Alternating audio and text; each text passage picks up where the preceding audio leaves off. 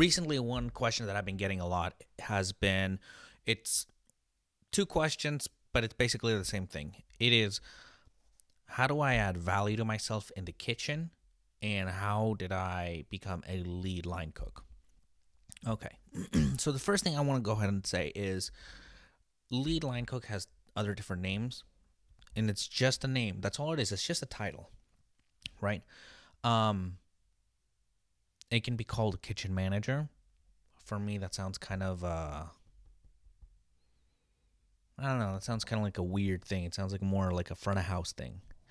Um, and then the one that I like the least, and I've come to learn that in other restaurants this is an appropriate title, but it's one title that I personally don't like, and it's junior sous chef. The reason I have a problem with junior sous chef is because there's a lot of cooks out there. Maybe they're well intended, maybe they're just, for better or for worse, a lot of cooks, especially when given that first, that the first time they step up, a lot of them, that's like their cue to kick their feet up. That's almost like, okay, I'm in a leadership position, so now I can start, like, finally fucking Bob, who just fucking stand there, now I can start telling him what to do, and I can like show up, and like, I can show up a little late, I can park like closer to the restaurant. Dude, this is so sweet. All these fucking problems, the things, that annoyances that have been going on, I can finally say something, do something about it. These guys want the title chef so bad. They have an idea. They think they know what it is to be a leader, to lead, and it's just not. It's not the case. And so for me, I prefer using the term lead line cook because I'm very much still, my focus is very much on the line. I'm not working a station anymore. I'm not a station cook, but I'm helping them out. I'm leading, and I lead by example. I'm in the front. I'm not telling people what to do. It's like the first week I was a lead line cook, everyone was telling me what the employees were like. As the lead line cook, you should be telling other people to do this. As a lead line cook, you should be telling people not to do this. It's not at all what being a lead line cook is about, at least where I'm at. And to be quite honest, I'm really, really happy. My position is not a position of that type of authority. I can definitely send people home. I've been told I can do that. I can't write people up. At most, I would say when it comes to that sort of, being a boss, or what people think being a leader or chef is, I would say I'm more like a security guard, in terms that I can delegate work. I can be like, hey, do you mind doing this, that, or that? But if they say no, or if there's fuckery going on, ultimately all I can do is just tell the chef what's going on. And then it just depends on what he wants to do. Okay. So that's the whole thing with the terminology. They're just words, right? Line cook, junior sous chef, kitchen manager, lead line cook. They're just words, but the thing is, words have power. And if you work in a place where the term junior sous chef is applied, be really conscious about that. Be really conscious about what the word chef means to you. Be really conscious about what being a leader means to you. Your job ultimately as a chef is going to be to manage the day-to-day operations of a kitchen, to manage a number of different personalities, to push all these different personalities, all these different people of different skill levels, all these people of different attitudes and backgrounds and all that into one direction as one unit. Ultimately, that's what it is.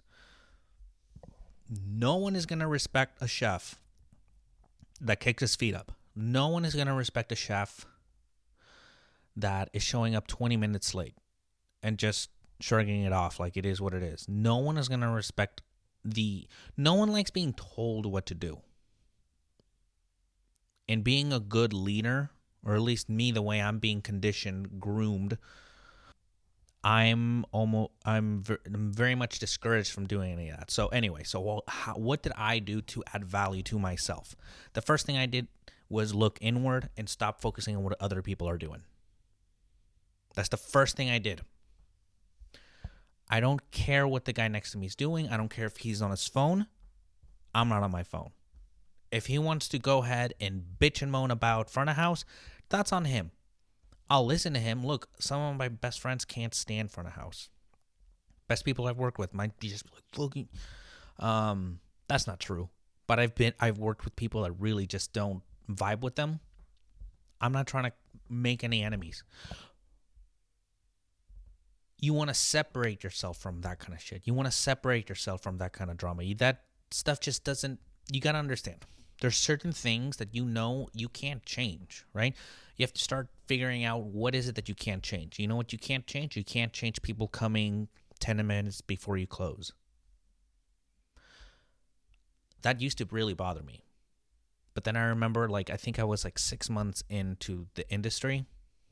And then I knew that, one, it just didn't really make sense because it's not, to me, it's less about, I think less about whether that's a dickish thing to do and more like, I sort of mock it and think, you mean people are coming in when the restaurant is open during business hours? That's crazy.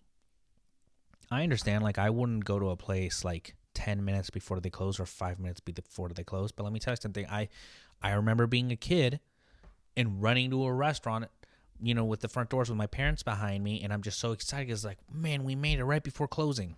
I can't imagine how many times my parents did that at restaurants. And they were probably like, fuck. As a leader or as someone that wants to be a leader, you got to understand that how you conduct yourself, your team is going to mirror it. So if you're going to be this person that's just 15 minutes before club, people come in, fuck, this is so bullshit, this sucks, I hate this. That's the kind of shit you're going to be breeding in your own kitchen. Cooks are going to feel it's okay to do that. Right? So I stopped complaining about that shit. 6 months in, it's I didn't care. I would stay. Sometimes the other cooks would be like, hey, so do you mind staying? And if there's orders, do it. Everything's closed. If they order something, you can go ahead and fire it. That's fine. I'll do it. And it's a lot about the attitude that you take. One thing that I hold on to a lot, and I've had a chef say he doesn't like it when I say that. I remember a chef said that he's you're going to be salary one day and you're going to remember what you're saying and you're going to think differently about it. Perhaps true, but right now, one thing that I like telling myself is that I get paid by the hour.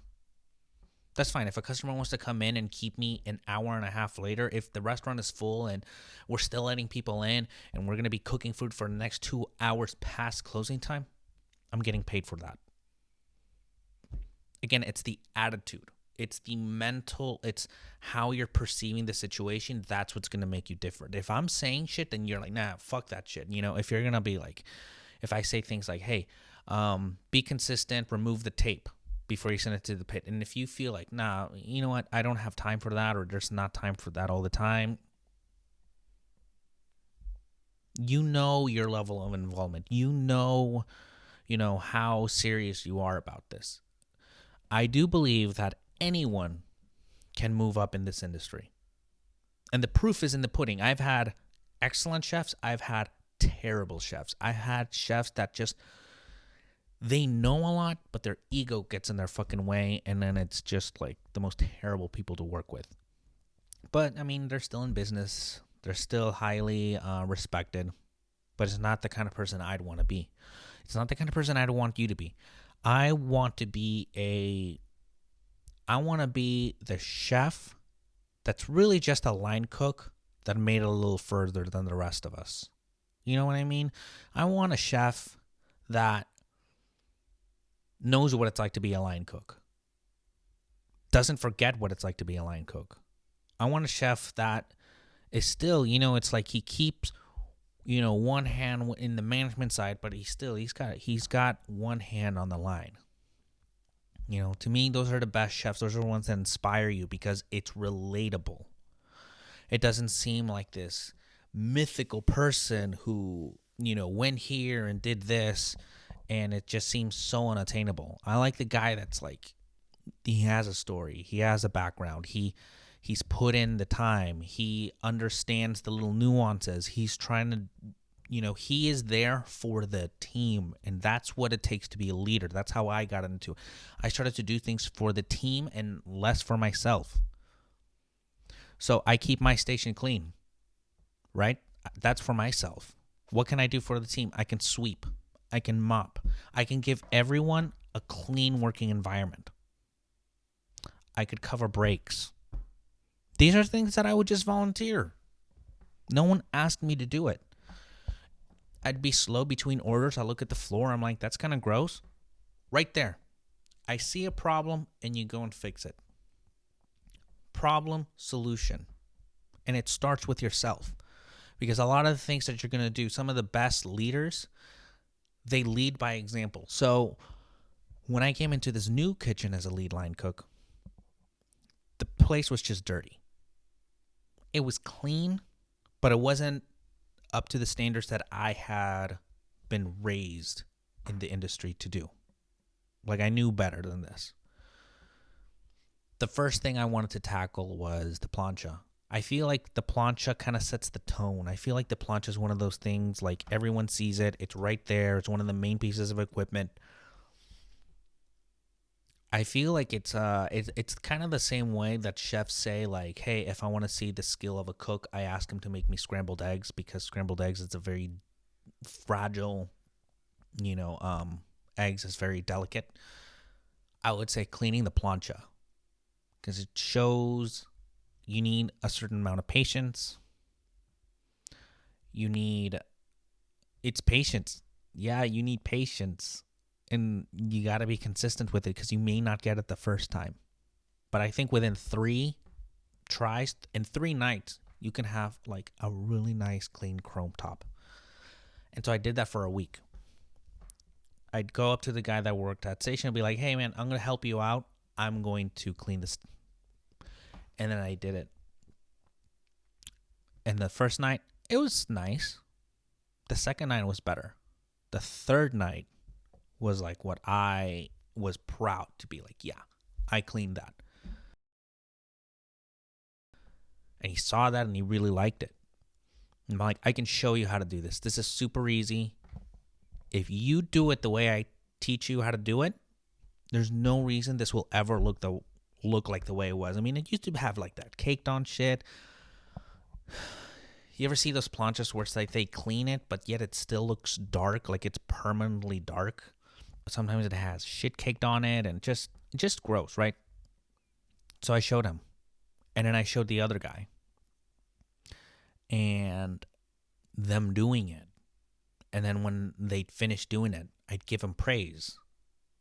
A lot of being a leader, it's like, I remember one day I was getting ready for work, and I was thinking about work, and I wanted to know what habits I had at work that I could apply at work, so that at home, so that way it would just be easier to do. I don't have to think about it. And one of the things that I was thinking when I thought about what do I do at home that I can do at work was I just thought about being a parent. I thought, like, that's all it is. Employees, it's like taking care of kids. Some of them are very agreeable. Some of them are not. Some of them you kind of have to learn how to communicate, but you can't treat people like shit. I was having a conversation with one of our cooks. He took me outside and we were just talking, and then he told me how, like, the first time, this is like right now in this current kitchen, he told me how he didn't really like me. He didn't like me at all, and he almost quit because of me.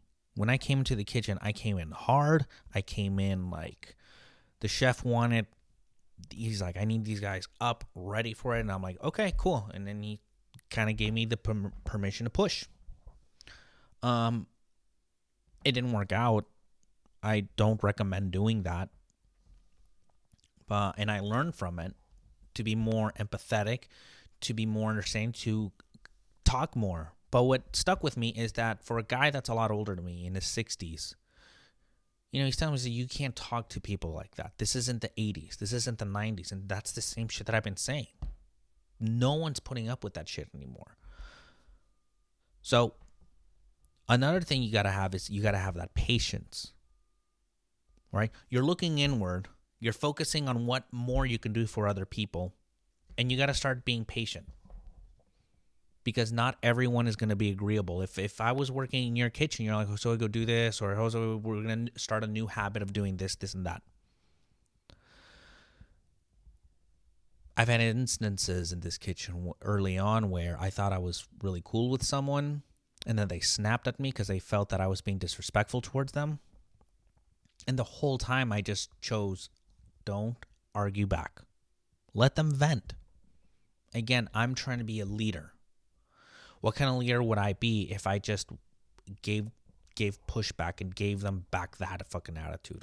Yes, it's probably it's fair. It wouldn't be uncalled for. But other people are going to look. I'm going to know.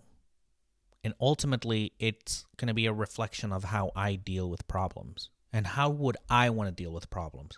Calmly, intellectually, and empathetically. And so I just listened.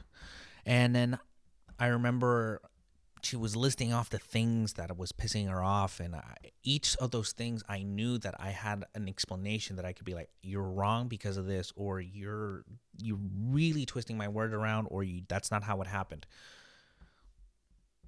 I just stopped her. I'm like, I apologize. I'm sorry for all of that. You're right. Just let her have it. Ultimately, what matters to me is building a positive relationship, a rapport. And if someone just needs to vent out at me rather than to me, that's fine. People that don't like me, they're just going to remove themselves. It's already happened. We've lost one guy because I asked him to clean the walk-in one time. That's all I did. You need to, as a lead line cook, you got to be able to do more than other people. You have to. That's why it's important. Before you start thinking like, I'm ready, I want to be a leader, how's your station looking? Are you keeping your station nice, tight, order, clean? You got the gaskets are nice and clean, the doors, everything. Do you take the drawers out? Do you wash under the low boys, under the drawers? How you take care of that station, that little world that you live in, is going to trickle down to everything you do. When you make time, right? Sometimes you might say, well, that's a lot of shit for me to do. It's always going to be a lot of shit for you to do. You can have the attitude of, we just didn't have time. And you know who says that. But there's certain things that to me are just so important. You make time for it. Helping others, you make time for that. Being clean, you make time for that. You don't tell me like, hey, so we only have 8 hours and service was fucking crazy and they just didn't have time to take out trashes and sweep and there's no. At 7 years of working in different kitchens, from your 40 covers in one night all the way to 550 covers a night, there's certain things that we've just always managed to do. There's certain things early on that I adopted from my mentor and from chefs that I respected that just, there's never going to be time for I don't really have time to be doing videos and other projects. I make the time. And in doing so, it becomes easier and easier. Why? Because I'm slowly incorporating that into my day-to-day activity. I begin to think before work what I need to be doing. I didn't do that before, but once I decided, no, I need to really step up. And if I'm going to lead, I got to lead by example. So I got to start thinking what my game plan is before showing up. You don't show up there and just fucking freeball it. You have an idea what you're going to do. You think about the path that you're going to take so you don't have to keep going back and forth, You grab your bowls, you grab whatever you're going to need, your spatulas, you go to the walk-in, grab whatever you need. As few trips as possible. You want to start doing things more efficiently, better than everyone. Ultimately, the way my exec chef put it bluntly, is you're the lead line. You're the leader. You have to do everything better than everyone else. Whether it's working on the line, whether it's organizing, you set the tone, you set the example. Um, but ultimately, to get noticed, to start that pathway, right? When you decide, look, there's definitely a time, I would say, like, say, first 5 years, just focus on doing the best that you can. Focus on the restaurant that you're in, focus on the food that you got to put out, focus on just becoming a better line cook. After a while, I say 5 years, maybe it's less for you, maybe it's more. If you decide, you know what, I want more, I want to offer more. Um, everyone has different reasons why they want to move up. Again, some people, it's like this ego thing. Some people's like, I want to be the chef, and then there's a little bit of that behind it. Other people want to go and lead other people. But again, it's being a leader is less about telling people what to do and setting the example. You got to be better than everyone. You have to. It doesn't mean that you're better than anyone. It means you got to take accountability for yourself. It's a lonely process. Moving up is very lonely, and you'll have help along the way. But ultimately, none of that help, it doesn't matter if you're not going to put in that effort. No one is ever going to want it as badly as you. You want to be a lead? You want to have a one-up? Is it a competition between you and someone else? Is it a toss-up? There was a time where we had this line with this lead line cook. Every week he was getting talked to because he just wasn't performing up to standards, and it wasn't unrealistic standards. It's little things like, how come, say we close, right? We get the all-in at 9 p.m., but at 8 p.m., let's say he's like, okay, slow down. I'm going to go do the orders, guys. No problem. He's going to go do the master prep. He's going to do orders, but then he comes back with like a fucking beer. It just doesn't look right. Like, can you imagine you're busting your ass and you see a guy just walking a beer so proud like he fucking earned it? I'm not there to judge. I mean, I say I'm not there to judge, but I'm 100% judging you. Like, what the fuck did you do? I remember one time, he just completely, like, he fucked up the pass. He was just too busy slamming tickets. He was annoyed at another cook. I don't know what it was. And he just kept dogpiling orders on him. It became crazy. We almost walked out. Like, we were legit. If it wasn't for one cook who just didn't want to, we would have fucking walked out. You know, we felt like, no, one cohesive unit. The kitchen walks out because fuck this guy. And then right as we're leaving, it's so weird. I don't get the logic. Right as we're leaving, we're finishing up our prep list, and he comes back down from who knows where. Oh, hey guys, do you guys need any help? Do you need anything? And I remember my buddy Chris.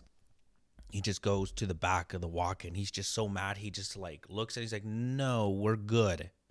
And he goes and he's like, what the fuck do I say to that, Josue? Like, are you kidding me? I completely understood. You don't want to be that guy. Also, that same guy, right? It was at the same time that I was working with that toxic cook. And that cook was always brown-nosing the lead. Anything he could, he was like his little sous chef, you know? It was like the lead and the little helper. But as soon as this guy got demoted, right? The guy got demoted, and then he begins to show, like, after like a month, he goes up to the chef like, oh, I want another shot, and I think I'm ready to prove myself again, blah, blah, blah. And so he starts doing all this extra shit that he should have probably been doing the first time around, but because he got it, he slacked off. He didn't take it serious. It was all an ego thing. He's too busy with fucking quoting fucking chefs he's never met, you know, oh, look at these cool fucking tattoos, and look at the worrying about the things that don't fucking matter, okay? I'm not shitting on anyone if you have a culinary tattoo, or if you like reading certain culinary books or this or that. That's all good, but none of that fucking matters if it can't translate onto you being a good leader, a good employee, a good teammate onto the line. It doesn't matter. And so this guy thinks like, okay, 1 month, I got demoted a month ago. I think I'm ready. I think I can I didn't see it. No one saw it. That guy that was brown nosing the lead, he wanted the lead spot. And you know what ended up happening?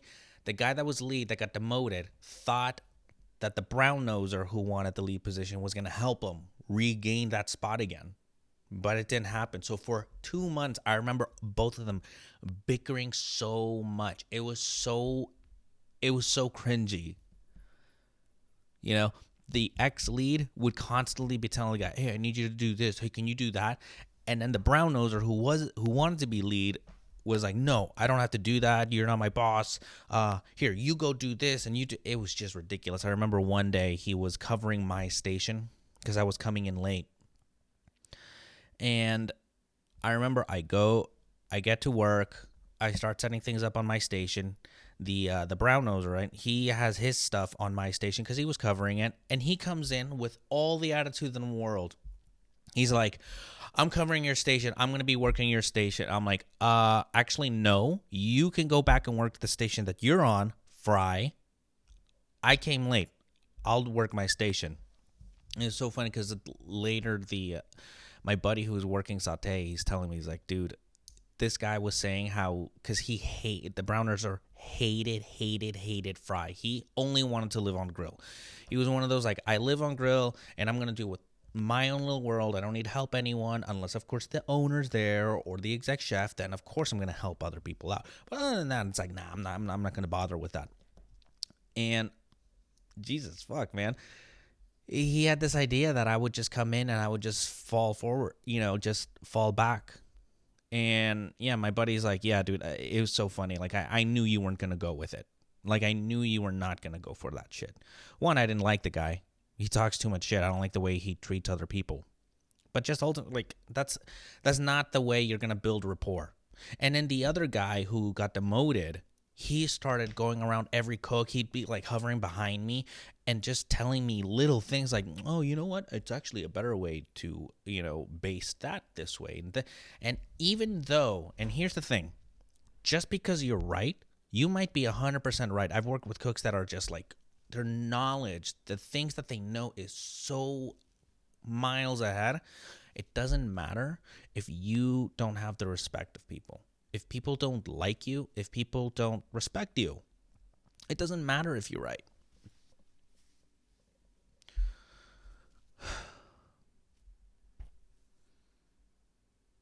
I'll wrap it up. You need to look inward. The moment you want to start stepping up, you got to really think about it. And are you ready for that? Are you ready to put the needs of others before your needs?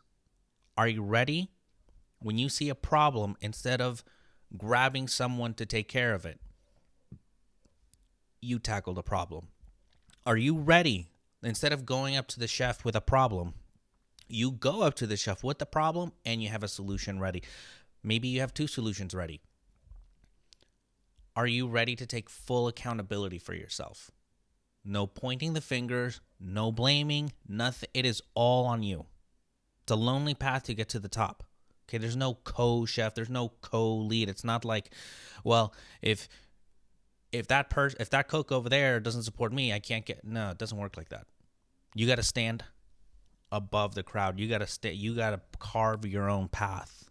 Whatever you do, you got to carve your own path. And in doing so, you got to you are accountable to other people, but you got to be accountable to yourself. Because again, if you want to be lead, cool, be lead. Someone like me is not going to come and be constantly behind you, be like, "Oh, I don't think that's lead behavior. I don't think that's that." Along the way, yeah, I remember, my buddy Chris is so fucking awesome. I remember one time I was talking shit about someone, and the person was like right there. I didn't care. I'm just talking shit, and then I just remember prepping with him, and he kicks me. He takes his foot and just hits the side of my foot. I don't know what that meant. I just knew I needed to stop talking, so I stopped talking. And then he tells me later, he's like, "Dude, listen, you're the lead." And as a cook, and this guy was very like a rebellious kind of person. I hope someday I can have him on the channel just to chat and stuff, but he's a rebellious person and just, someone that's just kind of whatever, man. Really great guy. But he told me, he's like, "Dude, I don't want a leader. I don't want a lead that does that. Because then it makes me think, if you're talking shit about him, what happens if you and I don't get along? Are you talking shit behind me, behind my back? And just things like that, like, fuck, man, when someone who I thought would be like, yeah, I thought we could just banter and talk shit. But no, he didn't, and he kept a standard. I didn't expect that from him. I didn't expect that. I don't ask people to do that. I have to do it myself. But I appreciate the help that I get. I appreciate that there's people out there that want me to succeed. There's people out there that want you to succeed. I want you to succeed. But no one will ever want it as much as you. I could have taken his advice and be like, oh, okay, well, whatever, man. Fuck him. I don't care.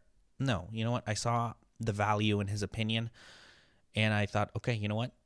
However someone feels about me, I am not going to say one bad thing about them. I want to be a leader. I have to leave all that shit back when I was a line cook. I was a line cook, whatever, man. As a line cook,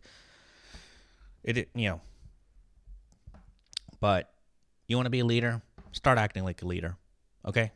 Stop looking at other people. Stop pointing the fingers at other people. Put a big, fat fucking mirror in front of you and start asking yourself, is this the kind of person that I want to be? Have a great service.